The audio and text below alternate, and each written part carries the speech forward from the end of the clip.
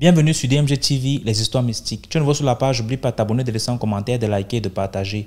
Tu veux raconter une histoire? Il y a un numéro à l'écran sur le plus 237 655 81 90 17.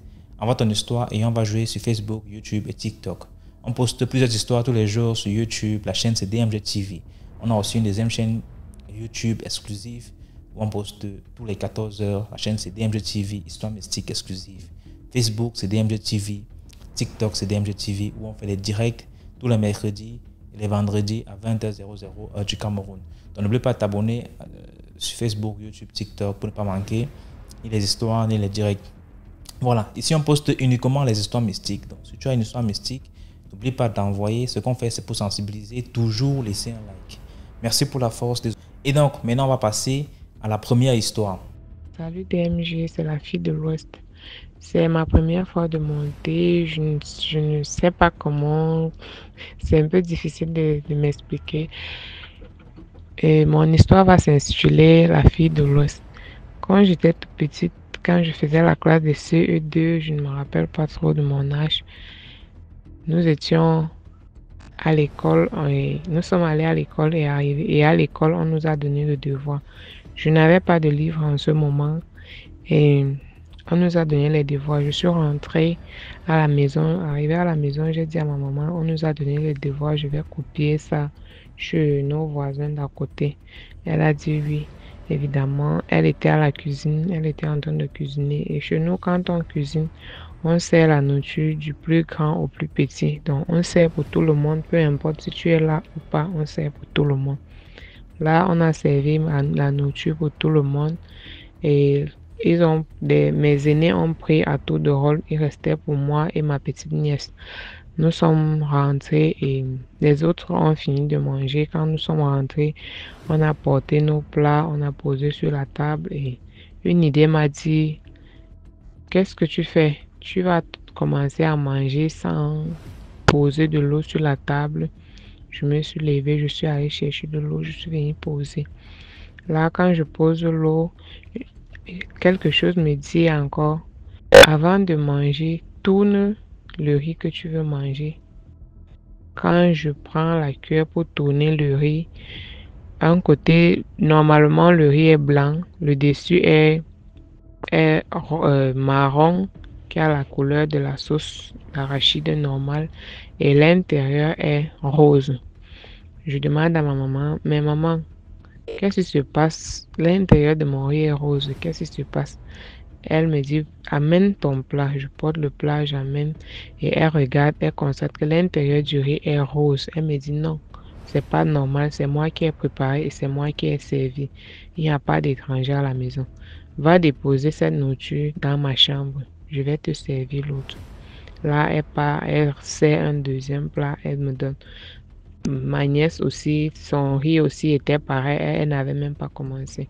Là, nous sommes allés poser les plats dans la chambre de maman. Le lendemain, nous sommes partis à l'école avec le déjeuner, mais le reste du riz est resté dans la marmite. Ma maman est sortie le matin, elle a dit qu'elle partait chercher.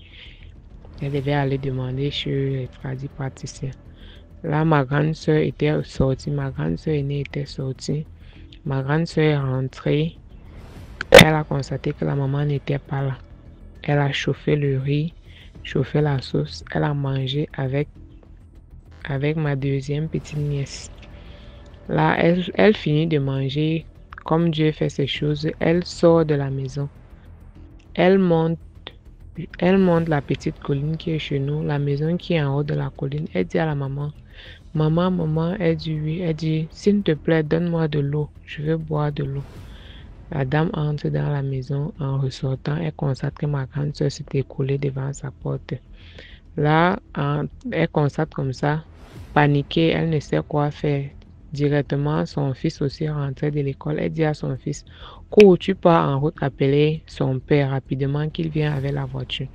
Là, son fils est sorti. À l'époque, il n'y avait pas encore de téléphone comme c'est maintenant. Son fils a pris aussi la vitesse rapidement. Il a appelé mon papa. Mon papa est venu avec la voiture. On l'a transporté à l'hôpital. à l'hôpital, quand nous sommes rentrés de l'école, elle était là, elle était inconsciente. Là, je demande à maman qu'est-ce qui s'est passé. La maman dit elle-même, elle ne sait pas. Nous sommes restés. Elle s'est réveillée. Elle s'est réveillée, tout s'est passé bien. On l'a désintoxiquée et tout. Nous sommes rentrés. Arrivé à la maison, nous lui posons donc la question que Tantine, qu'est-ce qui s'est passé? Elle dit là, quand elle a porté la nourriture au matin pour chauffer, elle a constaté que un côté de la sauce était marron et l'autre côté était rose, mais elle avait très faim. C'est pour ça qu'elle a chauffé la nourriture, elle a mangé. Et quand elle a mangé, elle a décidé de sortir. C'est comme ça qu'elle s'est retrouvée chez la dame en haut de chez nous. Là, la maman, ne savant plus quoi faire, elle était dépassée. Elle est partie demander partout. On dit c'est un poison mystique. C'est pas une personne naturelle qui a mis ce poison dans la nourriture. Et je viens vous rappeler toutes les souris qui étaient dans notre maison ont consommé ce riz. Toutes les souris, de la plus grosse souris à la plus petite, elles sont mortes. Donc il n'y avait pas d'exception. Peu importe, même les mouches, vous voyez, les mouches viennent se poser sur le riz, les mouches meurent. Toutes les insectes qui se posaient sur le riz, les animaux, les souris qui étaient à la maison ont mangé ce riz, ils sont morts. Le chat a consommé ce riz, le chat est mort. Donc nous étions à la maison, nous étions terrorisés. Donc, on est venu empoisonner notre nourriture mystiquement. Et jusqu'aujourd'hui, on ne sait qui l'a fait et on ne sait vraiment pas. Accompagné de cette histoire, et un monsieur, nous avons raconté cette histoire à un monsieur. Il a dit oui, effectivement, il a vécu ce cas à Douala. Un monsieur qui était avec sa famille, sa femme étant en train de préparer, un voleur s'est introduit dans la maison. Il est allé se cacher dans le placard, attendant que tout le monde s'endorme pour qu'il fasse son coup. Là, le voleur constate il reste dans le placard. La maman a fini de préparer, ils ont mangé tout et tout et tout. C'est là qu'ils ont fini de manger, ils rentrent se coucher. Quand ils entrent se coucher, le voleur reste, il attend. Il sent que tout le monde est endormi. Il ouvre légèrement le placard pour écouter s'il y a encore un petit murmure. C'est là qu'il voit une corde quitter du plafond pour descendre. Quand la corde quitte du plafond, le plafond est normal, un plafonnier bien en plein et dure forme. Il descend sur une souris qui quitte de nulle part. Elle descend sur la corde. Elle se transforme en une personne. Elle ouvre la marmite. Elle met du poison à l'intérieur et elle referme la marmite. Elle se retransforme en souris. Elle remonte, elle part. Le monsieur, donc, étant paniqué, il n'a jamais vu ce genre de truc. Il a crié. Là, quand il crie, donc, évidemment, le papa se réveille. Le papa était armé. Il sort avec l'arme. Il dit que, mais qu'est-ce qui se passe? Et les voleurs sont entrés. Vient trouver le monsieur. On cherche, on trouve le monsieur au magasin. On lui demande que, mais qu'est-ce qui se passe? Qu'est-ce que vous faites chez moi? Comment vous êtes introduit? Je vais vous tuer, ceci, cela. Il dit, monsieur, à cet instant, si je n'ai pas peur que vous allez me tuer, tuez-moi si vous voulez, mais ce que moi j'ai vu de mes yeux en ce jour, je ne vais pas vous mentir, c'est horrible. Cette nourriture a été empoisonnée. Une souris est descendue de nulle part, elle a empoisonné cette nourriture et elle est repartie. Donc j'ai été terrorisée, je ne sais pas quoi faire. Là, le voleur a dit, le monsieur n'a pas cru, le monsieur l'a ligoté et tout. Là, le monsieur, il a dit au monsieur, si vous voulez me tuer, je n'ai pas peur, tuez-moi, j'en suis d'accord. Mais à ce que vous allez vivre, vous tous, vous allez mourir, toute votre famille et vous. Si vous voulez essayer cette nourriture, vous avez les animaux de compagnie, il y a le chat, le chien. Essayez d'en donner un peu à ces animaux, vous allez voir ce qui va se passer. Là, le monsieur a dit qu'il ne paie rien. Il a ramassé dans la nourriture, il a posé, le chat a mangé, le chien aussi a mangé. Sur le coup, les deux animaux sont morts. Donc, quand le monsieur nous a raconté ça, il a dit, et ce monsieur-là aussi qui avait trouvé le voleur chez lui. Il a vraiment récompensé le voleur parce que le voleur disait qu'il n'avait pas où aller, il n'avait pas ce qu'il allait faire, il n'avait pas de capital, il voulait ouvrir une boutique, etc. Le monsieur a ouvert une grande boutique donnée à ce monsieur. Et depuis ce jour, ce monsieur n'a plus jamais volé. Et ce monsieur aussi a décidé d'écouter quand quelqu'un lui dit, allez-y ici, ça ne va pas. Le conseil que je vais vous donner, priez quand vous voulez manger. Tout ce qui est autour de vous, tout ce que vous voulez faire, mettez Dieu devant. Parce que si je n'étais pas vigilante, je pense que j'allais consommer ce repas et je n'allais pas me lever le lendemain matin. Quoi, on devait dire, soit c'est ma maman qui a préparé, je suis morte. On entend beaucoup de ce cas, les gens qui consomment un repas et le matin, ils ne se lèvent pas. Qu'on est venu empoisonner, on met les innocents en prison, on est venu mettre un poison mystique dans un repas. Désolé pour la longueur de mon vocal. Sur ce, bonne journée et bonne écoute. Likez, commentez, partagez. Merci beaucoup pour l'histoire. Maintenant, on va passer à la deuxième histoire. DMG, bonjour, bonjour à toute la communauté DMG. Ça fait quelques temps que je vous suis déjà et voilà, je vais vous raconter une histoire qui concerne mon ami d'enfance en fait. On a grandi ensemble. Bon, je l'ai rencontré quand je faisais un truc de 6e. Bon voilà, je le connais depuis. Je peux dire que je le connais depuis toujours. On a grandi ensemble. Et voilà, en fait, on a toujours été des filles qui, l'ambiance aussi, oui, on était à la puberté, tout ça. Donc voilà, un jour avec moi et mon ami, on a l'habitude genre de s'asseoir, même ces deux places, on vient, on papote, on se moque des gens et tout. C'était un peu notre routine, quoi, qu'on n'avait rien à faire. On me dit, ah, ma copine, toi, tu es où? Ah, ici, sur tel endroit. Et voilà. On vient, j'ai 1000 francs ici, on va prendre un jeu ensemble et tout. On a toujours été comme ça. Et moi, je suis une personne, je ne suis pas très sur place. Je voyage. Je voyage beaucoup. Un jour, voilà, mon ami qui m'appelle, elle dit, ma copine, tu es où? J'ai un truc de super important à te dire, je vais te voir. J'ai dit, d'accord, trouve-moi à la maison. Elle dit, non, pas à la maison, c'est nos choses, il ne faut pas que maman ou quelqu'un écoute. J'ai dit, bah, ok, il n'y a pas de souci. On se voit dans un bar. Et voilà, elle me dit, maman, j'ai rencontré un gars là comme ça et tout. J'ai dit, ah bon? Mais tu l'as rencontré l'autre jour quand je partais au marché, puisque maman m'a envoyé. Voilà. Et tous nos gars, on avait l'habitude de se présenter, quoi. Quand j'avais un gars, je disais que bon, voilà, j'ai rencontré un gars, voilà. C'est un peu comme ça. Non, je ne l'aime pas, parce que pas la table, on s'aime comme ça. J'ai rencontré un gars là et tout. Ok. On a rendez-vous demain et voilà, je vais te le présenter. Je dis d'accord. Elle m'amène quelque part, elle appelle le gars lui dit trouve-moi à Bounamou Sadji, il y a un truc à Bounamou Sadji là-bas. Et puis on se voit là-bas. Là, j'ai un problème. Je suis une fille super curieuse et super courageuse. Je vais vous dire le pourquoi je dis ça.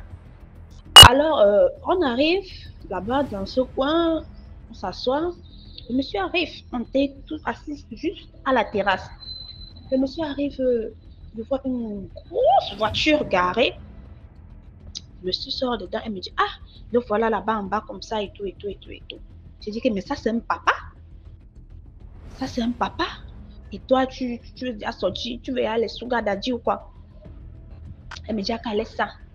Je dis, ah, ok, pas de souci, allons-y.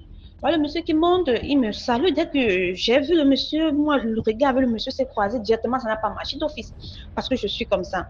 J'ai la chair de poule qui a tout pris mon corps et tout. En fait, je ne l'ai pas senti. C'est assis avec nous, j'ai pris la ice. Même la ice, je n'ai pas pu finir. Moi, d'abord, je suis une buveuse. Mais même la ice ce jour, je n'ai pas pu arriver à la moitié. On a essayé de causer, on s'est salué après, je suis partie. Quelques temps après, peut-être un truc de 3 à 4 mois, 5 mois, Elle me dit, le monsieur, lui, me demande en mariage. Je dis, bah, ah, c'est super. Vas-y alors te marier. Elle me dit, mais il y a un problème. Je dis, quel est le problème? Elle me dit, bon, voilà, le monsieur, lui, il est déjà marié. Mais il a signé sur le régime polygamie. J'ai dit, et est-ce que tu as déjà rencontré sa femme? Elle me dit, oui, j'ai rencontré sa femme. Elle est super gentille, accueillante. J'ai dit, et là, ça ne te dit rien, ça ne te dit pas un truc, même si c'est que il a signé polygamie avec sa femme. Quand elle voit sa rivale, elle ne serait pas contente. Mais pourquoi tu... Elle dit, ah, c'est déjà une maman, moi je suis encore jeune, donc elle va me prendre comme sa fille. Je dis, ah, moi je te dis, moi je ne sens pas ça. Je lui ai dit, cache comme tu me vois, je ne sens pas ça. Ça là, vraiment, je ne sens pas. Elle a dit, ah, Kalesa, toi tu es toujours là comme ça avec tes trucs que tu mets dans la tête, patati patata. J'ai dit, ah d'accord. On allait au village, on a fait ça d'autres, j'étais là, j'étais même son témoin à son mariage.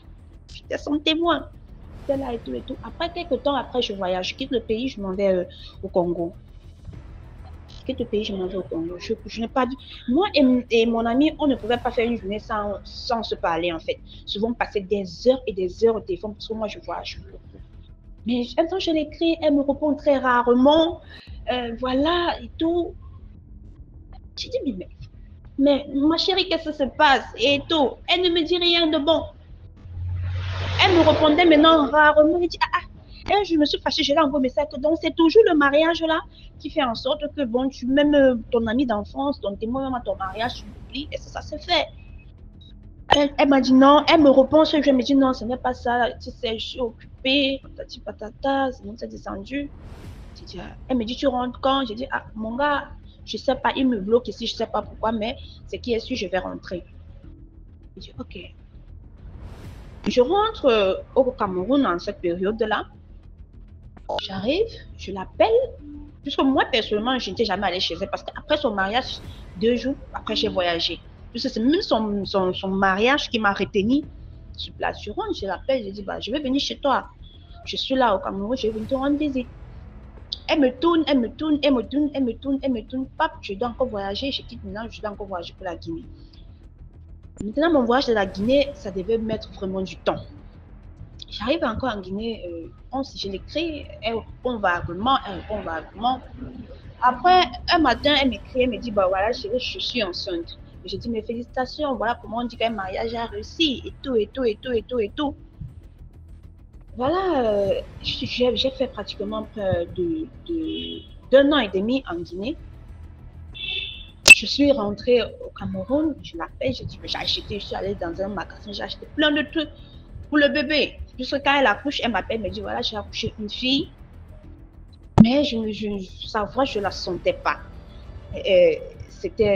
Sa voix, je ne la sentais pas du tout. C'était bizarre. Je dis, mais moi, je connais mon amie, pourquoi elle est comme ça? J'arrive au Cameroun, j'explique un peu ça à ma maman. Je vous parle comme ça, j'explique un peu ça à ma maman. J'achète des trucs au magasin et tout, et tout, et tout, et tout. Je dis, bah voilà, je suis là, je vais venir voir ton bébé, je vais venir saluer ton bébé. Elle dit, non, je vais plutôt venir chez toi, à la maison, pour pouvoir que tu vois. Je dis que, mais nous sommes des Bantous. Moi, normalement, je devais te préparer même à manger chez toi pour que tu manges. C'est moi qui dois venir saluer ton bébé, c'est pas ton bébé qui doit venir à moi. Mais comment ça se fait? Je me suis fâchée avec elle, je l'écrivais plus, je l'appelais plus, rien du tout. Ma mère a dit que non, il ne faut pas faire ça. J'ai dit non, ça suffit. Déjà, depuis qu'elle est mariée, elle est devenue bizarre. Elle ne veut plus voir, ça m'a énervée, tout. Quelques temps après, encore, hop, je voyage encore. Je rentre en Guinée. Ça fait pratiquement 2 mois que je suis allée au Cameroun pour quelque chose. On ne se parlait plus depuis tout ce temps. Depuis tout ce temps, on ne se parlait plus. J'ai croisé sa petite sœur dernièrement. Je lui demande, mais comment va mon amie? Elle dit, sa petite sœur me dit, elle est là. Je dis, mais elle est là, ça veut dire quoi? Elle est là. On ne la voit presque plus. Elle nous envoie seulement l'argent. Je dis, mais elle habite où? Elle habite où? Sa petite sœur me dit, elle dit à Bonapiso, au niveau des marchés de fleurs. Tu connais bien sa maison. Elle dit que, là, comme tu vois là, nous, on part là-bas. C'est elle qui nous dit les jours qu'on doit venir là-bas. Nous-mêmes, même maman ne part même pas là-bas n'importe comment. Il y a tous les gardiens, il y a tout cela. Comme je vous disais tout à l'heure, je suis une fille d'abord très courageuse et très curieuse. Je ne sais pas si c'est un défaut ou... Je dis donc, Je la recontacte. Elle est très contente d'entendre ma voix, mais elle, ça n'allait pas. J'ai dit, je veux te voir. Il faut qu'on cause. Elle me dit, d'accord. Je dis, je peux venir chez toi. Elle me dit, non. Je dis, ok. J'ai dit, il faut qu'on se trouve quelque part. On doit parler. Elle me dit, d'accord. Elle vient là avec 2 gardes de corps. Je vous jure. J'ai vu mon amie, elle a toujours été potelée. Elle l'a fondue. Elle vient avec sa petite fille. Elle me voit, elle m'embrasse. Sa manière qu'elle m'embrassait, c'était comme un soulagement total pour elle. Donc, c'était comme si j'ai dit, mais soir, elle me dit, non, allons dans un cadre privé où il n'y a pas trop de gens. J'ai dit, d'accord, on s'assoit dans un cadre privé. Je dis, bah, qu'est-ce qui ne va pas? Elle me dit, ma chérie, ça ne va pas. Elle tombe en larmes. Je vous parle comme ça d'un truc, ça fait 2 mois. Elle tombe en larmes. Je dis, mais qu'est-ce qui ne va pas? Elle me dit, depuis qu'elle est mariée et qu'elle est entrée dans la maison,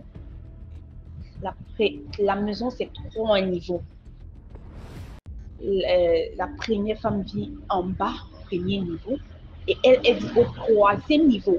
J'ai dit, mais pourquoi toi tu vis au 3e niveau? Elle dit, je vais t'expliquer. J'ai dit, bah, explique-moi, qu'est-ce qui ne va pas? Elle dit, quand elle est arrivée dans la maison, elle s'est mariée, la dame lui est bien accueillie, la première femme lui est bien accueillie et tout, et tout, et tout, et tout, et tout. Elle était bien. 2 semaines après, il y a eu réunion avec son mari. Que bon, voilà, vous allez vous partager les tâches ménagères et tout, et tout, et tout, et tout. Elle dit, mais partager les tâches ménagères, comme il y a 3 servantes à la maison, et si c'est que pour faire ta cuisine, maman peut se reposer, moi je peux faire ta cuisine. Il dit, non, ce n'est pas ça. C'est la maman qui dit, non, ce n'est pas ça. C'est autre chose. C'est au 2e niveau, il y a une chambre là-bas que ce n'est que la maman là qui a accès son mari. Et maintenant, comme elle était la 2e femme, c'était maintenant elle qui devait maintenant être la 3e personne à être autorisée à entrer dans cette chambre. Elle me dit, dans cette chambre-là, oh putain mon Dieu, elle me dit, dans cette chambre-là, il y a une femme qui est couchée là-bas, morte, et qu'on doit lui laver tous les jours. Que cette dame est posée sur la table, très belle, avec de longs cheveux et un chat.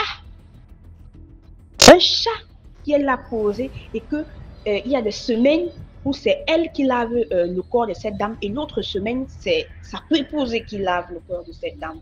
Et que son mari couche avec cette dame. J'ai dit, pardon? Et qu'elle doit garder ça pour elle, elle ne doit dire à personne. J'ai dit, pardon? Et depuis toutes ces années-là, tu es en train de supporter ça? Elle me dit oui. J'ai dit, ça, c'est pas possible. Je dis, tu en as parlé à qui? Elle me dit, à personne. Et que son mari n'autorise pas les gens à venir à la maison. Qu'elle vit le calvaire. Un calvaire total.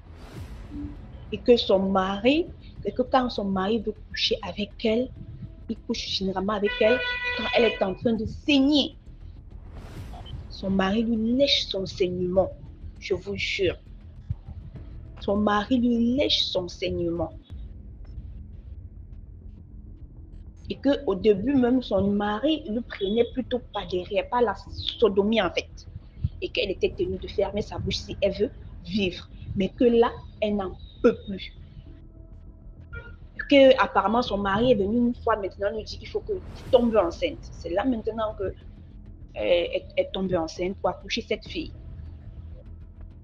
Je vous assure, c'est terrible cette histoire. On a causé comme ça, je dis, bah ok, j'ai compris. Elle me dit, aide-moi, si tu peux m'aider, vraiment aide-moi, parce que là, je n'en peux plus. Elle parlait, elle pleurait. C'est dit, les larmes coulaient à chaud des larmes, les grosses gouttes de larmes. J'ai dit, j'ai compris. Je sais pas, là maintenant, je suis... Elle est partie, on s'est séparés, je suis rentrée chez moi, j'ai expliqué ça à ma maman. J'ai dit, bon, maman, voilà mon amie, la situation de mon amie, comme ça, comme ça, comme ça, comme ça, comme ça. Elle m'a même dit, là, amène-la chez un prêtre, ou bien, je sais pas, elle doit voyager, aller au village faire des coutumes. J'ai pris mon courage à 2 mains, je suis allée voir sa maman. J'ai expliqué toute la situation à sa maman. Sa maman a dit, ça ne m'étonne pas, parce que depuis que ma fille est mariée, je la reconnais plus. Sa maman a commencé à pleurer. J'ai dit, maman, laisse, on va trouver solution.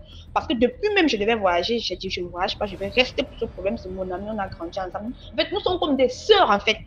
Ce n'est même plus mon ami, c'est ma sœur. Parce qu'on a partagé nos joies, nos peines ensemble. Je suis donc quittée, j'ai pris mon courage à deux mains, j'ai dit à sa petite soeur, accompagne-moi. Sa petite soeur dit, ah, moi je ne veux pas entrer avec, j'ai dit, accompagne-moi là-bas. J'ai pris mon courage à deux mains, ma maman m'a même refusé de ne pas partir. Si je meurs pour elle, c'est que je ne suis pas morte pour rien. Je quitte donc avec sa petite soeur, je pars là-bas, il y a les gardiens, je dis, je veux voir ma soeur. On demande, est-ce que vous êtes invité dans cette maison? J'ai dit, non, mais je veux voir ma soeur. Je commençais à faire du bruit là-bas, on a prison. Faire du bruit, les gens ont commencé un peu à s'arrêter. Là, son mari se place au balcon en haut, il demande qu'on me laisse entrer. Il descend directement en bas, je suis entrée, il me bloque, il me dit, toi, ça fait longtemps on t'a plus revu par ici. Il dit que ouais, je suis dans mes voyages. Et le monsieur voyait comment je lui fixais droit dans les yeux. Le monsieur voyait comment je lui fixais droit dans les yeux, je n'avais pas peur. Directement, mon téléphone sonne. C'est mon papa qui m'appelle, puisque mon papa, lui, il est au village à l'ouest. Et mon papa est un grand notable. Homme d'être un grand notable, il est dans les danses. Je ne sais pas si vous connaissez ce qu'on appelle les danses traditionnelles, le kungang, je ne sais pas, un pays bamileke là-bas. Et c'est aussi un voyant. Directement, mon papa m'appelle. Il me dit, dans la maison où tu es présentement, sors de là. Sors de cette maison immédiatement. Je dis, papa, je ne vais pas sortir. Et quand je parlais au téléphone avec mon père, je fixais ce monsieur droit dans les yeux. Et il savait que je n'avais pas peur de lui. Mon papa me dit, ok, j'ai compris. Mon papa raccroche. Je dis, je veux voir mon ami. Tout de suite. Il me dit, tu ne peux pas la voir. Je dis, mais je veux dire que je veux la voir. Mais cette histoire va finir au commissariat. Je veux voir mon ami. Regardez un fixant dans les yeux comme ça. Je vous assure, ce que j'ai vécu dans cette maison. Je ne suis pas entrée à l'intérieur, non. Il y a eu un vent qui a secoué cette maison comme ça. Là, ça m'a projeté sous le portail, je vous assure. J'ai dit, un vent m'a projeté. Donc, c'est-à-dire, ça m'a poussé sous le portail. Je suis tombée. Mon téléphone ressonne encore. C'est mon papa qui m'appelle. Mon papa dit, mets-moi ce téléphone sur haut-parleur. Je mets le téléphone sur haut-parleur. Parce que de nature, c'est très têtu. Mon papa dit que j'espère que ce monsieur est en train de m'écouter. Que si quelque chose arrive à mon enfant dans cette maison, ça serait autre chose. Il y avait une atmosphère, à un niveau, c'est comme si j'étais figée. C'est comme si je ne parvenais plus à bouger. J'étais figée. J'ai dit, je veux voir mon amie. Elle se place en haut. Elle me regarde, les larmes coulent. Elle baisse la tête. J'ai regardé mon ami avec désespoir, donc je ne sais pas. Je ne sais pas. J'ai regardé mon ami. Elle m'a dit, pars. Quand elle me, donc, avec sa voix qu'elle me dit, pars, les larmes. Les larmes. Et là aussi, je suis tombée en sanglots avec les larmes. Je commence à pleurer. Je suis retournée, je suis partie. J'ai voyagé, je suis allée dans mon village, j'ai expliqué toute la situation à mon papa. Mon papa a dit, je sais. Mais il faut que ton amie vienne à moi. Qu'on puisse l'aider, il faut qu'elle vienne à moi. Je suis rentrée, j'ai appelé mon ami. J'ai dit, mais papa, il faut qu'on implique la police. Papa a dit non. Ces gens-là font partie de ces mêmes gens. Ça ne sert à rien. Tu peux l'amener là-bas, c'est lui qui te laisse là-bas et il rentre. Ça ne sert à rien. J'appelle mon ami, j'ai dit, papa a dit, tu viens au village. Que tu viennes te sortir de là. Et de ce quoi mon ami ne m'avait pas tout raconté. Vraiment, les longs yeux, c'est quelque chose. Et actuellement que je vous parle, c'est ce qui se passe encore là-bas. Elle est toujours là-bas. Depuis que je lui ai dit que bon voilà, papa veut te voir au village. Elle n'est pas passée. Elle n'est pas passée. Elle dit que son mari lui empêche carrément de partir. Vraiment, voilà un peu ce qui se passe. Donc, je ne sais pas si quelqu'un a une idée comment pour l'aider, je ne sais pas trop quoi. Je vous en prie, aidez-la. Vraiment. Elle ne veut pas sortir de là. Non, je ne sais pas. Merci beaucoup pour l'histoire. Maintenant, on va passer à la troisième histoire. Alors, bonjour ou bonsoir DMG. Bonsoir à toute la communauté. J'espère que vous allez bien.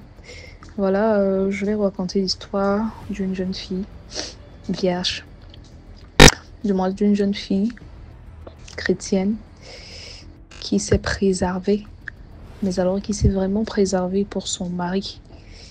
Mais malheureusement, les choses ne se sont pas bien passées comme prévu. Alors, c'est l'histoire d'une jeune fille, je dirais de 20 ans, 22 ans. Voilà. Elle a grandi dans une famille chrétienne. Vraiment, quand je dis chrétienne, là, une famille chrétienne, dans une famille avec des valeurs et des principes chrétiennes. On l'a montré l'église, on l'a montré, elle a grandi comme ça. C'est comme ça, elle grandit dans l'église avec ses parents jusqu'à l'âge de ses 20 ans, je vais dire comme ça. À 20 ans, elle avait beaucoup de prétendants. Elle s'est vraiment abstenue parce que voilà, la parole de Dieu dit qu'il faut se donner uniquement à son mari. Voilà, donc elle s'est vraiment préservée jusqu'à son mariage. Elle s'est préservée jusqu'à son mariage. Voilà que dans leur ministère à eux, elle avait des prétendants, elle avait beaucoup de prétendants. Parmi ces prétendants, le pasteur lui-même a choisi celui qu'il trouvait correct pour sa filleule, je vais dire ça comme ça, pour sa fille, parce que voilà, c'est une fille de l'église, elle avait grandi là devant tout le monde et tout, voilà. Donc, quand le pasteur a choisi le pasteur lui a dit, voilà, j'ai eu des révélations et l'Esprit Saint m'a montré que c'est telle personne qui est ton mari et tout ce qui va avec. Voilà, c'était une chrétienne, une fille innocente. Voilà, il ne doutait pas du pasteur. Donc, quand le pasteur lui a dit, effectivement, ils ont appris à se connaître et tout s'est bien passé. Le pasteur a parlé de ça à ses parents. Tout le monde était d'accord. Le mariage s'est passé. Je vais être un peu brève. Le mariage s'est passé. Tout s'est bien passé. Elle est arrivée dans son foyer. Quand elle arrive dans la maison, elle n'avait jamais eu de relation. Donc, c'était vraiment sa première relation. Elle était tellement heureuse, voilà, de s'être mariée vierge, d'avoir respecté les volontés de l'Église, la volonté de Dieu et tout ce qui va avec. Voilà, donc, elle arrive dans son foyer. Son mari, c'était un homme riche. Il fréquentait également le même ministère. C'est là-bas qu'ils se sont rencontrés et tout ce qui va avec. Et c'est un très bon ami au pasteur aussi, j'ai oublié de préciser. Donc voilà, ils se sont mariés, tout le monde était content, c'était bien, c'était vraiment bien. Il a fait un très beau mariage. Elle venait d'une famille, je ne vais pas dire pauvre, hein, une famille aisée, bon, moyennement par rapport à son mari quand même. Donc c'était une fille qui ne souffrait pas, je vais dire ça comme ça. On ne va pas dire qu'elle courait derrière l'argent, non, elle ne souffrait pas. Elle venait d'une très bonne famille également. Donc le mariage s'est très bien passé. Quand elle arrive chez son mari, c'était une très belle maison. C'était sa première fois de véritablement rendre visite, d'aller chez son mari et tout ce qui va avec. Parce que les choses ont été vraiment précipitées. Vu que voilà, le pasteur avait dit, voilà, c'était une révélation de Dieu, donc il ne fallait pas perdre beaucoup de temps et tout ce qui va avec. C'est comme ça, elle arrive à la maison, une très belle maison. Ils sont là juste à deux. Le mari va lui dire, voilà, il y a une pièce dans la maison, tu ne dois jamais entrer, peu importe ce que tu entends dans la chambre là. Peu importe ce que tu entends dans la chambre là. N'entre jamais, mais alors au grand jamais dans cette chambre. Est-ce que tu m'as compris? Elle dit oui, chérie, mais pourquoi? Est-ce que il y a une pièce dans la maison où je peux pas entrer, c'est ma maison aussi et tout. Le mari dit oui, tu sais que je suis très croyant, je crois beaucoup en Dieu et voilà, j'ai ma chambre secrète dans laquelle je prie avec mon Dieu. Donc cette chambre-là, c'est mon intimité avec mon Dieu, lui et moi seul. Elle dit, ah d'accord, je comprends, mon chéri, si c'est par rapport à ça, il n'y a aucun souci, il n'y a vraiment aucun souci. Donc voilà, ils sont restés 1 mois, tout se passait bien, 2 mois, tout se passait bien. Le 3e mois, elle a eu, je sais pas, elle a dormi. Il y a un esprit, quelque chose qui lui a réveillé la nuit. Et cette chose lui a demandé de prier. Voilà, donc elle va se lever. Elle va commencer à prier parce qu'apparemment, elle s'était endormie ce jour-là sans prier. Voilà qu'elle commence à prier, elle prie, elle prie. À un moment donné, elle dit, il y a quelque chose en elle qui lui dit de sortir de la chambre conjugale. Dans un esprit, je ne sais pas si ça vous arrive souvent, parce que parfois, moi-même, tu n'as même pas souvent envie d'aller quelque part. Ton pied te conduit seulement, ta tête ne comprend même pas ce qui est en train de se passer. Donc, comme ça dit, va là, tu vas seulement. C'est quand tu arrives que tu dis, ok, je fais quoi ici? J'ai fait comment pour atterrir ici? Non, c'est un peu ce style-là. L'esprit lui dit, va. Elle marche. Elle arrive devant la porte de la chambre. La chambre interdite, cette chambre-là que son mari lui avait demandé de ne jamais, mais alors au grand jamais, entrer là-bas. Elle dit qu'elle ne sait même pas ce qui s'est passé. C'est comme ça qu'elle arrive devant la porte. Elle ne sait pas, elle pousse la porte comme ça. La porte s'ouvre. Ah, Seigneur Jésus, elle voit, il y a un gros dragon dans la chambre qui vomit de l'argent. Je veux dire, le dragon était on appelle ça souvent quoi là? En statue, voilà. C'était un dragon en statue. Il y avait beaucoup d'autres statues bizarres, des trucs des panthères, la tortue, des choses, des statues vraiment bizarres, les tissus rouges, dans une salle de secte au fait. Donc, quand je parle là, vous comprenez un peu, dans une salle de secte. Comme ça, elle voit, comme ça, elle prend peur. Ah Seigneur mon Dieu, c'est quoi ça? C'est quoi ça? Voilà son mari maintenant qui atterrit et pose sa main sur son épaule. Son mari lui dit, qu'est-ce que tu fais ici? Je t'avais demandé de ne jamais entrer dans cette chambre. Elle dit, oui chérie, je sais. Je ne sais pas ce qui s'est passé. Je me suis retrouvée juste ici. Je ne sais pas ce qui s'est passé. Son mari dit, ah, tu as déjà vu. En tout cas, sache que tout ce que j'ai, tout ce que je possède, ça vient d'ici. C'est ce dragon qui me le donne. Ah. Elle me dit, mais chérie, je pensais que tu étais un chrétien, que c'était ta chambre de prière. Il dit, effectivement, c'est ma chambre de prière. C'est ici que je fais toutes mes incantations. Elle dit qu'elle a pris peur. Son mari lui a dit, en tout cas, tu as déjà découvert et tu ne dois parler de ça à personne. Est-ce que tu m'as compris? Une jeune fille qui avait gardé toute sa joie de vivre comme ça pour son mari et puis se retrouve dans une situation, ta première expérience, tu te retrouves dans ça. Une jeune fille croyante, ah mon Dieu. C'est donc comme ça qu'elle prend peur. Elle dit ok, elle a compris. Elle appelle quand même le pasteur. La nuit, là, elle a appelé le pasteur toute la nuit.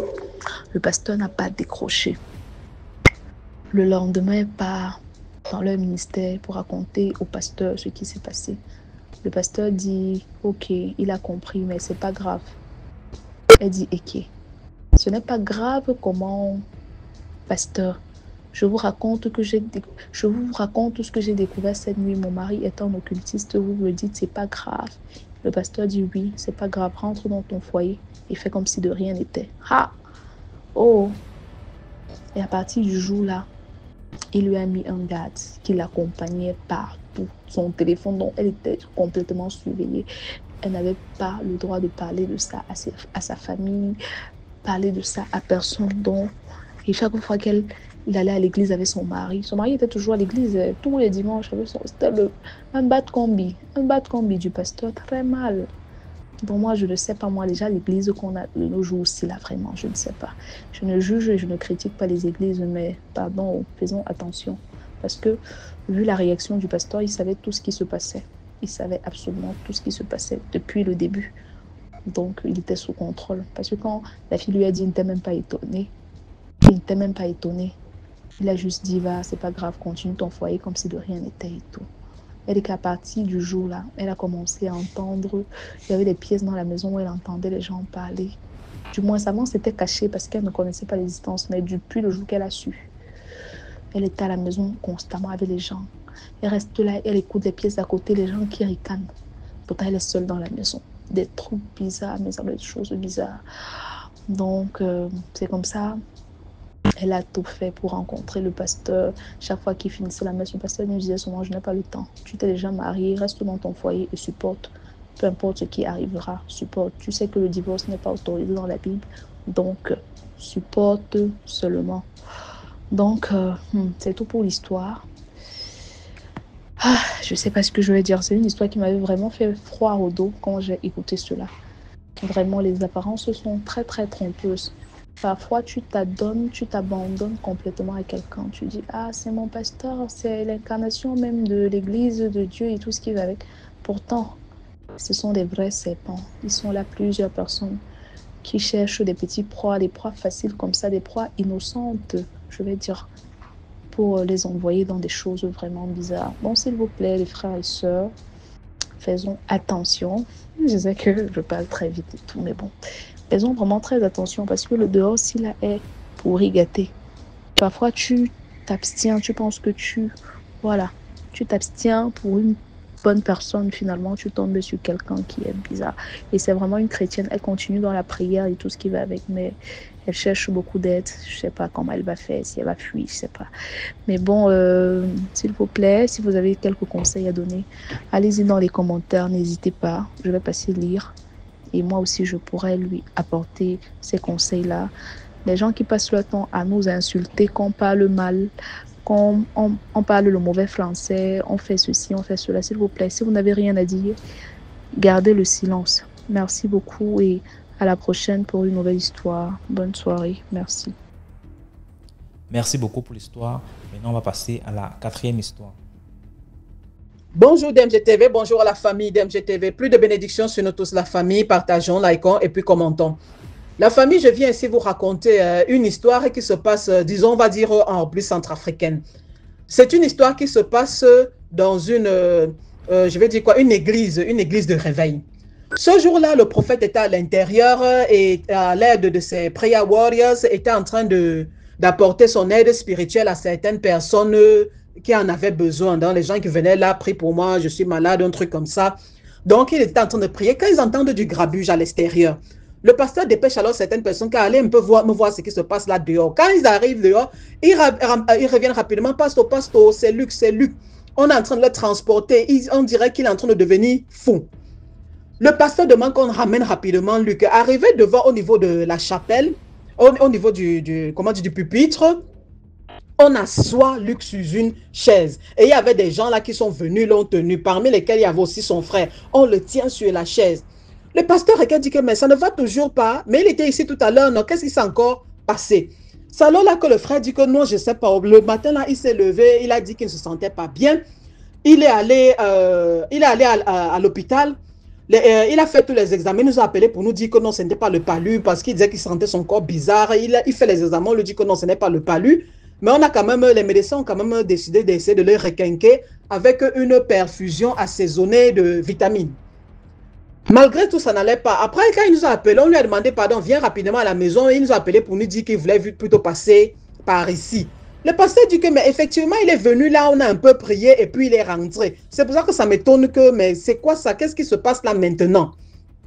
La famille dit non, on ne sait pas.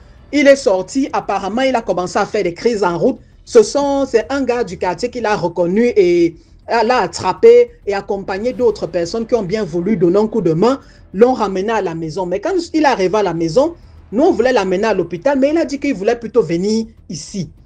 Effectivement, le pasteur dit que quand il regarde le jeune Luc, le gars c'était comme s'il était dans une réalité virtuelle. Vous connaissez les box de VR, là, de réalité virtuelle, là, les trucs qui sont comme les lunettes, le casque qu'on met là, vous jouez, vous êtes là, vous bougez. Ceux qui sont dehors, là, les autres vous voient bouger dans tous les sens, mais vous êtes dans une autre réalité. Vous êtes en train de voir ce que vous faites, mais ceux qui sont dehors, vous se demandent que mais le gars, c'est devenu fou. Qu'est-ce qu'il a balancé les mains et les pieds comme ça? C'est effectivement ce que faisait Luc. Donc, il avait le regard perdu. Il demandait, aidez-moi, aidez-moi, ils veulent m'amener. Je ne veux pas partir, ils me tirent. Pasteur, pardon, aidez-moi, ils me tirent. Ils ne veulent pas me laisser. Ils disent qu'il faut que je parte avec eux. Ils me tirent. Le pasteur, là, non, au nom de Jésus, en versant l'huile bénie, l'eau bénie sur lui. Il lui essuie des trucs sur la tête. Il prie. Finalement, les prières, ça va même laisser les autres, ont détourné leur énergie spirituelle vers lui. Ils se mettent à prier. Tous ceux qui étaient là étaient en train de prier. Luc est là, pardon, ils veulent m'amener. Ils veulent fermer ma bouche, pasteur. Ils ne veulent pas que je parle. Ils veulent fermer ma bouche. On dit non, parle. Au nom de Jésus, parle. Qu'est-ce qui se passe? Qui veut t'amener? Il dit, on ferme ma bouche. Ils ne veulent pas que je dise. Ils ne veulent pas que je parle. Les gens sont là, ils prient sur Luc. Et Luc était là. Et puis à un moment, il fait comme s'il voulait vomir. Directement, généralement, ils sont généralement préparés dans les églises. Rapidement, on pose un seau entre ses jambes et on le penche. Il se met à vomir un liquide blanc visqueux. Donc, il se met un peu comme les crashs, abondamment. Donc, quand vous voyez, ceux qui racontent, quand ils voient ça, ils se demandaient que, mais attends, tout ça peut sortir du corps de quelqu'un comme ça. Donc, c'était un liquide. Ce n'était pas que il vomissait peut-être la nourriture. Ça ne venait pas de son estomac. C'était des trucs, c'était juste un truc, imaginez un peu, comme les crashs abondamment. Il dit non, il mêle. Dès qu'on lâche un peu sa main, il tape sa bouche, il tape sa langue, il sort la langue. Non, ils tirent ma langue, ils veulent me tuer, ils tirent ma langue, ils veulent m'amener. Les gars l'attrapent encore. Le pasteur prie, le pasteur met l'eau bénie dans sa bouche, le pasteur prie. À un moment, il se calme un peu, puis subitement, on entend une voix qui sort de sa bouche. Non, vous n'avez pas le droit. Pourquoi est-ce que vous voulez, vous interposer? Il m'appartient, c'est mon homonyme. C'est mon homonyme, c'est mon successeur. Je vais aller avec lui. Je vais aller avec lui. Vous n'avez pas le droit, je vais aller avec lui. Il m'appartient, c'est mon successeur, c'est mon homonyme. Les gens, même le pasteur dit qu'il était étonné. Il regarde les gens. On s'est dit que ça a commencé quand? Le frère dit que non. Ça a commencé tout à l'heure à la maison. Là. Il est arrivé de temps en temps. Maintenant, c'est ce qu'il est en train de... Il parle et puis après, on entend aussi la voix qui sort de lui. Le pasteur prie. Ils ont tellement prié, puis finalement, petit à petit, Luc s'est un peu calmé. Mais le pasteur était là, il était perdu. Quand Luc se calme, alors le pasteur dit que non, là vraiment, il aura besoin d'aide. Parce que là, ce n'est même plus à son niveau, il aura besoin d'aide. Il dit non, rentre à la maison avec lui, j'arrive. Je vais venir là, je vais appeler certaines personnes là, je vais venir directement à la maison. Malheureusement, la famille, quand on amène Luc à la maison, quand le pasteur arrive, Luc a décédé. Donc, du tic au tac. En moins Luc a décédé comme ça, comme les amusements. Quand le pasteur arrive, comment ça? Comment ça on a déjà amené son corps à la morgue? C'est quoi? Comment? J'ai dit que vous attendez. J'étais allé, j'ai le temps de contacter les gens et tout ça. Donc, des heures étaient quand même passées. Donc, quand ils étaient arrivés à la maison, Luc avait décédé, on avait déjà amené son corps. Le pasteur demande alors, mais expliquez-moi un peu, mais c'est comment? Il est venu aujourd'hui le matin là, il me disait qu'il sortait de l'hôpital, il ne se sentait pas bien, on a un peu prié, il est rentré. De là à il est mort comment? À l'hôpital, on n'a rien vu. Qu'est-ce qui s'est passé? C'est à ce moment-là que les gens de la famille expliquent alors que ça fait quelques mois de cela que Luc déjà leur parlait des rêves étranges dans lesquels il y avait des gens qui venaient et voulaient l'amener quelque part. Ces gens avaient commencé gentiment, un peu du style, tu vois quelqu'un que tu reconnais, tu as l'impression que c'est un ami, il dit que Gamboum c'est comment? Il y a un mouvement de l'autre côté, l'avion part. Pendant que tu es en train de partir avec lui, à un moment tu regardes bien la personne, tu te rends compte que non, mais je ne te reconnais pas, je ne sais vraiment pas qui tu es. Pourquoi est-ce que je te suis? Et il tourne le dos et il rentre. C'est comme ça qu'il se réveillait. Ça, c'était les premiers rêves, c'était un peu comme si on le flattait pour l'amener quelque part. Petit à petit, alors, ça a tellement évolué où maintenant, on était en train de bagarrer avec lui. On le poursuivait dans les rêves. Viens, il faut que tu viennes avec nous. Donc, voilà comment Luc, tout le temps, il racontait ses rêves. Personne ne le croyait. La semaine de sa mort, en fait, ça devait tellement évoluer que Luc, carrément, même en pleine journée, il voyait des ombres qui le suivaient. Il voit parfois des personnes, il dit que non, la personne n'a pas de visage. Ils me suivent. Donc les gens de la famille, je ne sais pas trop s'ils croyaient peut-être qu'il était en train de devenir fou ou quoi, mais les gens n'ont pas pris ça au sérieux. Vous savez, il y a des familles qui ne sont pas spirituelles et tout ça. Donc c'est quand ça les frappe qu'ils se réveillent. Et c'était le cas de cette famille. Donc ils ne faisaient pas trop attention aux choses que l'enfant disait. Finalement, la dernière semaine, là, 2 jours avant sa mort, il ne voulait même plus dormir seul. Il allait dormir avec son frère. Et son frère dit qu'effectivement, la nuit, il se levait en bagarrant, comme s'il était en train de courir dans le rêve. Quand son frère le réveillait, son frère priait, mettait les psaumes, il se calmait. Mais après, il ne voulait plus dormir. Donc, le gars avait déjà un manque de sommeil. Il ne voulait plus dormir à cause de ces trucs qui le poursuivaient dès qu'il fermait les yeux. Voilà alors ce qui s'était alors passé avec le jeune Luc. Et le jour-là, il part à l'hôpital, il passe à l'église, il arrive à la maison et on le retransporte à l'église. Et puis quand on le ramène à la maison, le gars était parti. Le pasteur demande alors que, ok, dans tout ce qui se passe là, c'était grandement spirituel. Moi, je ne savais pas. Ce que je veux savoir, qui est son... Qui dit que la voix disait que c'est mon homonyme, c'est mon successeur. Il porte le nom de qui? Personne ne parle. Le pasteur regarde, je vous demande, lui, il porte le nom de qui? Qui est la personne? Il est l'homonyme de qui? Personne ne parle, personne n'ouvre la bouche. Donc le pasteur est seulement sorti de la maison là doucement parce qu'il a senti que dans l'affaire-ci, apparemment, il y a des choses qui sont cachées, il y a des choses connues qui sont cachées et des choses cachées qui sont connues. Donc, il s'est levé, il a retiré sa tête de l'histoire là, surtout que c'était un nouveau membre de son église. Dans la famille, prenez soin de vous, faites attention vous donnez les noms des gens de vos familles, c'est mon homonyme, c'est l'homonyme de tel, c'est l'homonyme de tel. Faites très attention, s'il vous plaît. Passez une bonne journée et que chacun dise en commentaire ce qu'il en pense. Bye. Merci beaucoup pour l'histoire. Maintenant, on passe à la 5e histoire. Alors, bonjour DMG, bonjour à toute la communauté. Ça fait un bon bout de temps. Je suis plus passée par ici, mais bon, je suis là aujourd'hui avec une petite histoire qui m'est arrivée moi-même personnellement dans les années 2019-2020. Et voilà, je viens d'écouter l'histoire 850, histoire 5, épisode 850, où la jeune fille nous racontait qu'elle est arrivée chez une famille ici à Douala en tant que ménagère et elle sortait avec le patron et le patron la menaçait mystiquement dans les rêves et tout ça. Dans les conseils qu'elle a donnés, j'ai bien apprécié, mais je tiens aussi à préciser vraiment si tu vas travailler chez quelqu'un et au début de l'histoire elle a dit que la dame de la maison était tellement gentille avec elle et tout, je tiens aussi à préciser, si tu arrives dans une maison vraiment où tu es vraiment là pour ton pain quotidien, comme elle expliquait dans l'histoire, vraiment évitons, nous jeunes filles, les relations avec les patrons des maisons. Vraiment, c'est pas bien parce que pour moi, si elle n'avait pas couché avec son patron, il n'allait pas la suivre mystiquement dans ses rêves. Parce que je pense que c'est depuis le jour qu'elle a décidé qu'ils arrêtent la relation, au fait. Qu'ils ont couché, c'est après qu'ils aient couché ensemble que toutes ces choses ont commencé à lui arriver. Donc, et après, la femme ne s'est pas levée pour rien, comme ça lui a demandé de partir. Donc forcément, le mari allait raconter des choses bizarres à son sujet, à sa femme. C'est pourquoi la femme lui a chassé de la maison. Donc vraiment, évitons aussi ce genre de choses, la relation entre employé et patron là. Parce que ce sont des choses qui finissent toujours mal. En plus, sous le nez de la femme et tout, donc c'est un peu compliqué. Bref, voilà, je vais débuter avec mon histoire. Je ne sais pas si c'est mystique, mais bon.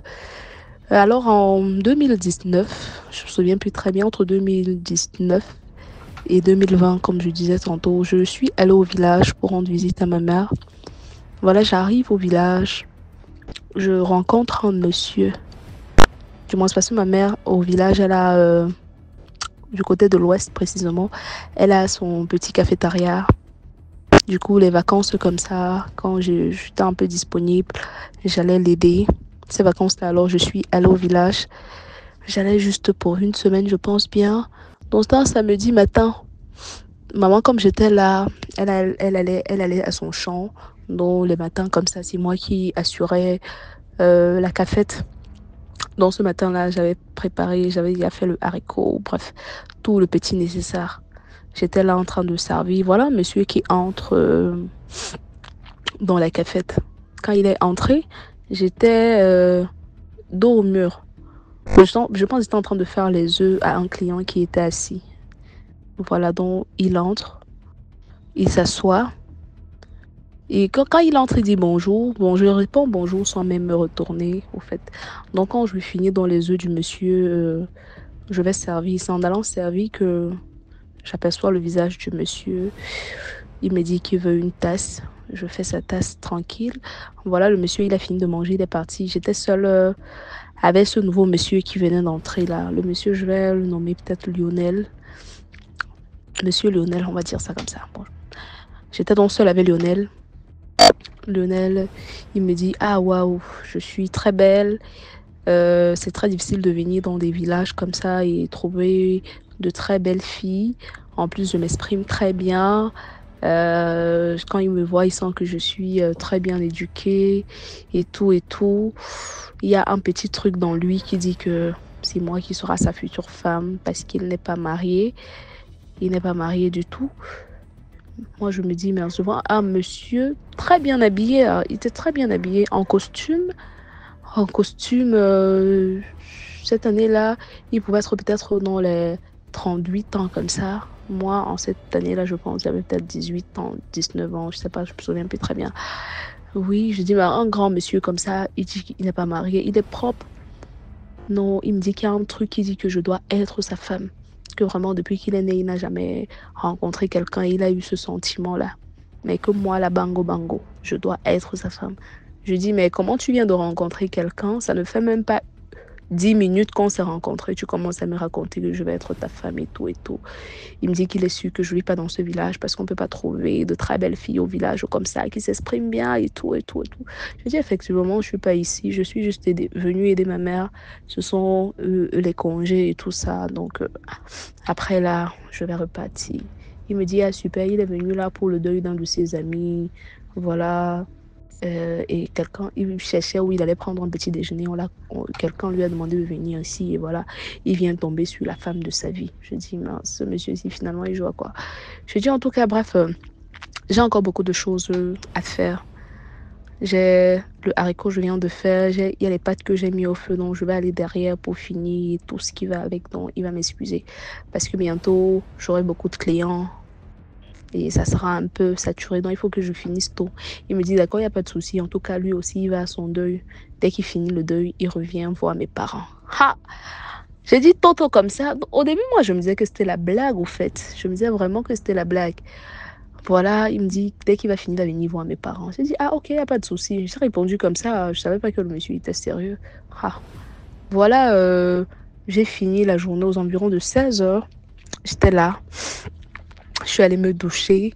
Je suis ma mère qui revient du champ. Elle est revenue, je pense, à 15 h, comme si elle était dehors en train de parler avec quelqu'un.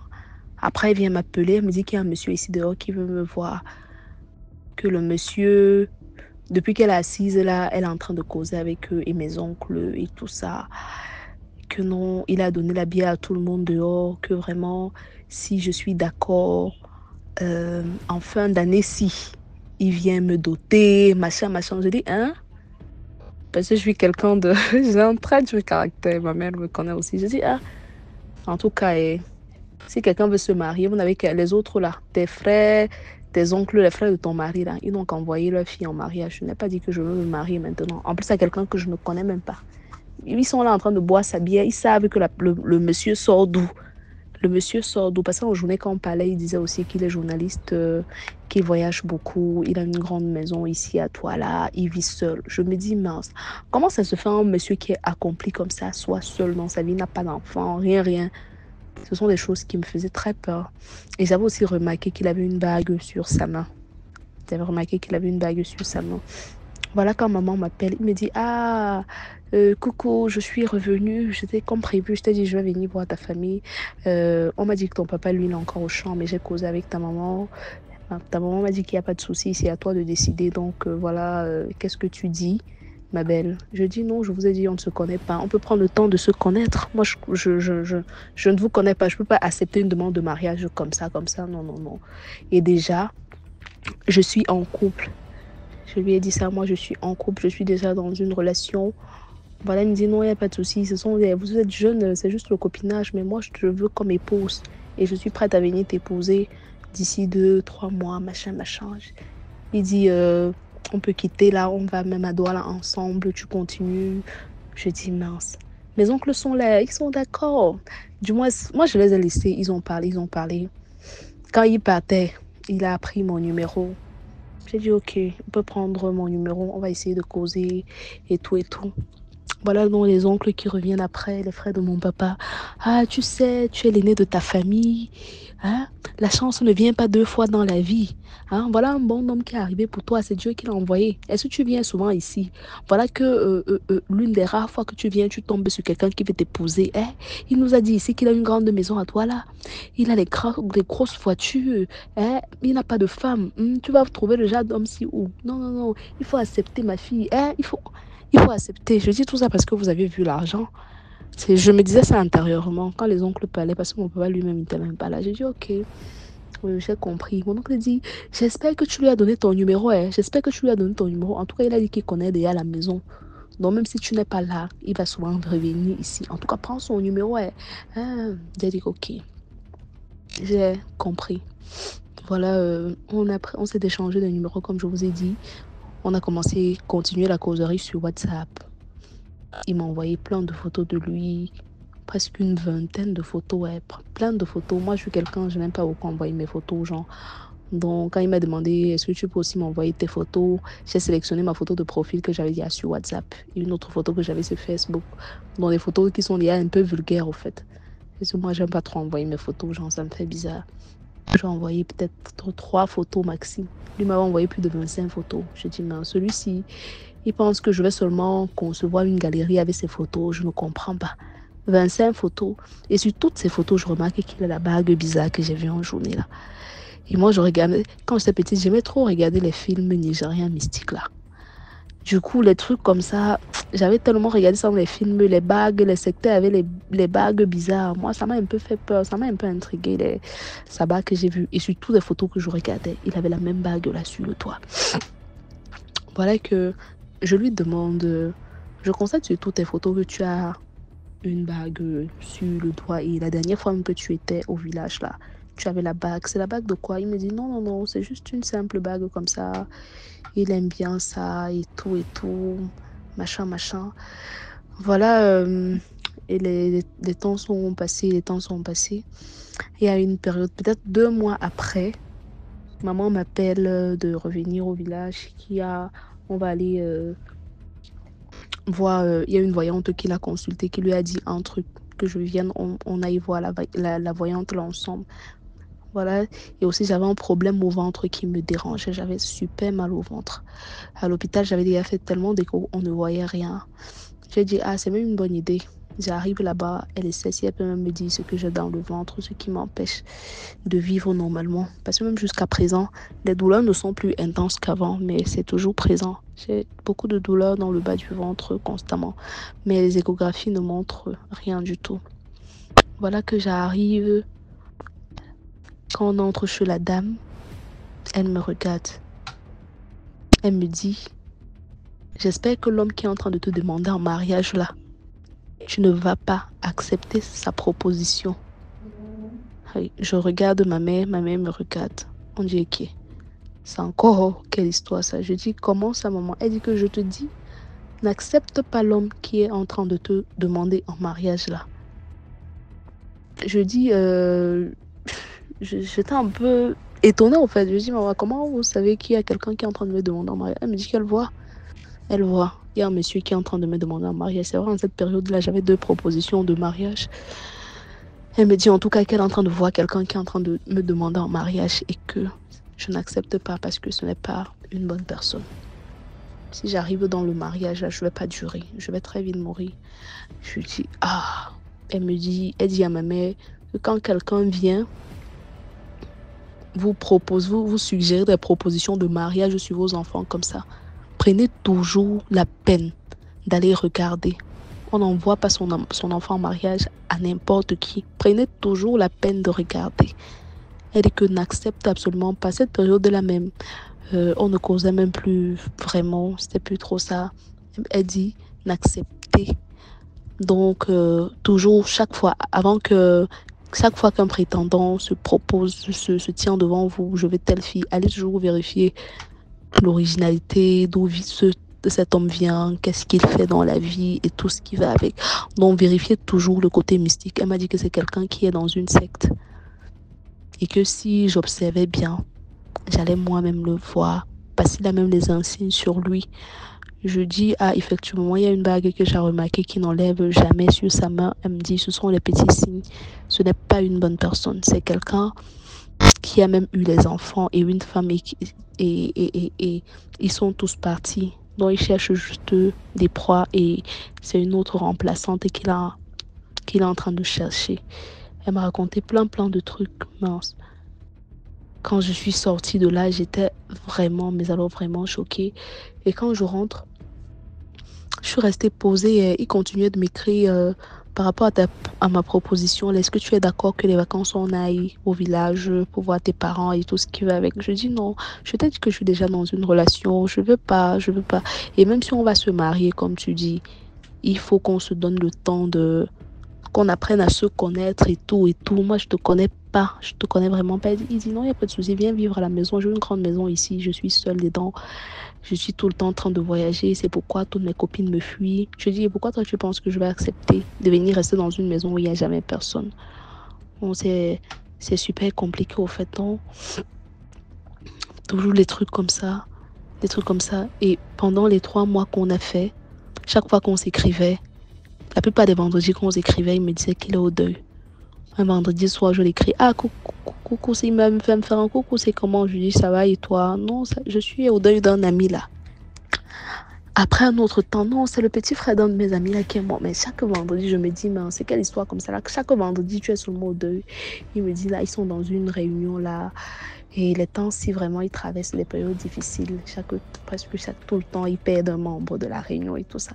C'était comme ça. Finalement, j'ai changé de téléphone et j'ai perdu complètement son numéro. Donc, l'histoire même s'en est allée comme ça. Donc, bref, je sais pas trop ce que je vais dire par rapport à la moralité, mais vraiment, faisons très attention. Respectons ce que cette voyante m'a dit. Les mamans qui sont ici, chaque fois qu'un prétendant se tient devant vous, qu'il veut épouser votre fille, vraiment, ne poursuivez pas rapidement l'argent. Ne poursuivez pas rapidement l'argent. Parce que ça fait comme ça même 1 année, 2 ans et demi. Chaque fois que j'allais au village, mes oncles me disaient toujours, donc tu as laissé notre beau frère partir, juste pour de l'argent. Donc vraiment, que l'argent n'éblouit pas nos yeux. Vraiment, prenons toujours la peine pour ceux qui croient en Dieu de mettre ça en prière. Et pour ceux qui ont des personnes à côté d'eux qui voient, parce que moi je pense que tous ceux qui ont la capacité de voir au-delà de ce que nous, les personnes normales, ne peuvent pas voir, c'est grâce à Dieu qu'ils le font. Écoutons ces personnes-là. N'envoyons pas nos enfants au mariage n'importe comment, juste parce qu'on veut sortir de la galère ou quoi que ce soit. Donc voilà, c'était tout pour mon histoire. Je sais que j'ai été un peu longue, mais bon, c'est pas grave. Au revoir et à la prochaine pour une nouvelle histoire. Merci beaucoup pour l'histoire. Maintenant, on passe à la 6e histoire. Bonsoir DMG et bonsoir à toute la communauté DMG. J'ai une histoire à raconter. Une histoire qui m'est propre. Une histoire que j'ai vécue dans ma maison en 2024. Donc c'est une histoire récente. Un jour, un soir, donc j'étais dans la maison avec les enfants. Et mes enfants et moi avions souvent nous avons des temps de prière chaque soir ensemble avant d'aller dormir. Donc on est allé dans la chambre des enfants. J'étais en train de prier avec les enfants. Donc au moment où on venait de terminer la prière, à mon garçon de 4 ans, à cette époque, il avait 4 ans, c'est lui qui crie, oh maman, il y a l'ovaire des terres devant la porte. Il y a l'ovaire des terres. Et je lui dis, laisse, je vais venir enlever. C'est comme ça, je viens vers la porte, regarder l'ovaire des terres en question. J'ai essayé de prendre une babouche tapée, mais l'ovaire des terres ne s'écrase pas. J'ai pris un produit de sol, j'ai versé sur l'ovaire des terres en question, mais rien, ça ne s'écrase pas.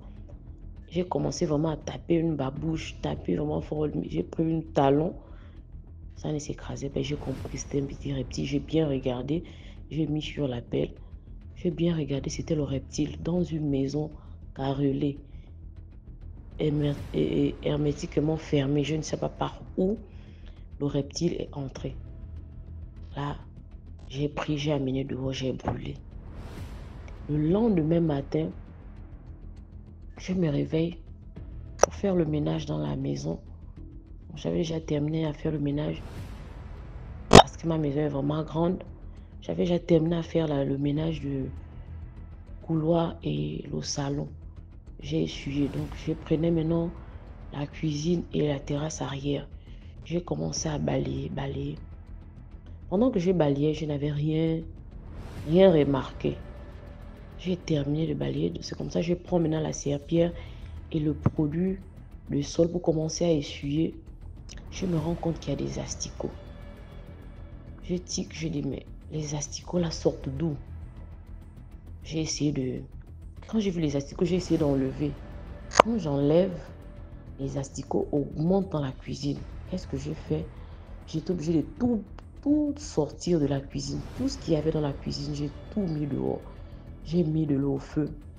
J'ai commencé à asperger de l'eau chaude mélangée au produit de sol. J'ai commencé à asperger dans toute la cuisine parce que j'avais déjà tout mis dehors. J'ai essuyé. Je me rends compte que quand je termine d'essuyer, les asticots envahissent. Vraiment, je n'avais jamais vu ça de ma vie. Les asticots envahissent la cuisine. Je me dis, ah, si c'était quelque chose de pourri, on devait voir, il n'y a pas de trou quelque part. Mais qu'est-ce qui se passe? J'essaie encore de refaire la même chose. Mettre de l'eau au feu, renverser un peu partout sur la paillasse, partout dans toute la cuisine. J'ai su. Les asticots reviennent encore. J'ai dit non. Là, il y a quelque chose qui ne va pas. C'est comme ça que je suis rentrée dans ma chambre. Je me suis mise à genoux. J'ai commencé à prier, déclarer des paroles. De la même manière que ces asticots-là ont apparu dans ma maison, de la même manière, ces asticots-là vont disparaître. Si ça a été envoyé par quelqu'un, je proclame le retour en envoyé. J'ai commencé à prier. Je suis restée dans ma chambre au moins plus de 30 minutes. J'étais en train de prier. J'ai dit aux enfants, ne touchez à rien, ne balayez plus, laissez ça comme ça, ne versez même plus de l'eau chaude. Les asticots là vont repartir seuls avant que je ne rentre dans ma chambre pour la prière. Et quand je sors après les 30 minutes, je ressors. Il y avait déjà les asticots, tous les asticots étaient déjà morts. Plus rien ne sortait. J'ai essayé de tout regrouper, j'ai jeté. Il n'y avait plus rien qui existait. En fait, je n'ai pas compris. En espace de quelques minutes que je suis allée prier, tout avait disparu.